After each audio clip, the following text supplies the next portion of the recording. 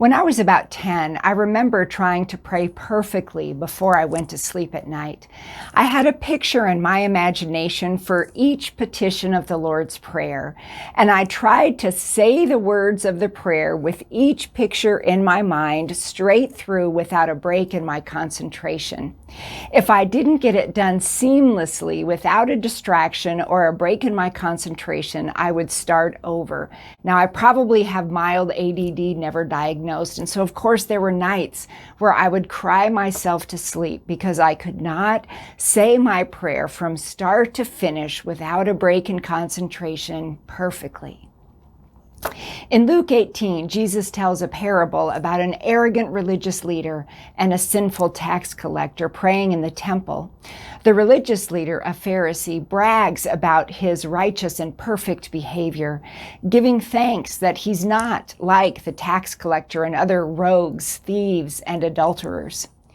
In contrast, the tax collector looks down, beats his breast, and without a promise to change his behavior, offers a one-sentence prayer: God, be merciful to me, a sinner.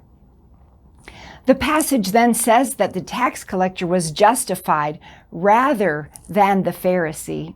But this puts us in the awkward position of judging the arrogance of the Pharisee, which of course is arrogance in itself.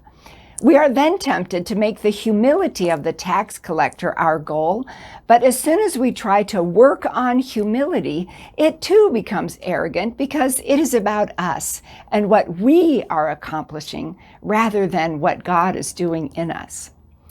Dr. Amy Jill Levine, a Jewish New Testament scholar, translates the passage so that the tax collector and the Pharisee are justified alongside each other. The Pharisee is humbled to find sinners saved right next to him, and the sinners are surprised to find themselves justified alongside the apparent righteous ones. God's grace and forgiveness is freely given to all, the arrogant and the awful. This frees us from judging others and rightly leaving salvation up to God. It also frees us from perfect prayers and behaviors and helps us get on our knees with a simple one-sentence prayer that puts us all on the same level, in need of the same forgiveness. God, be merciful to me, a sinner. Try this prayer on your knees this week if you can physically get on your knees, or do it however you can, and see how God works forgiveness and humility in your own soul.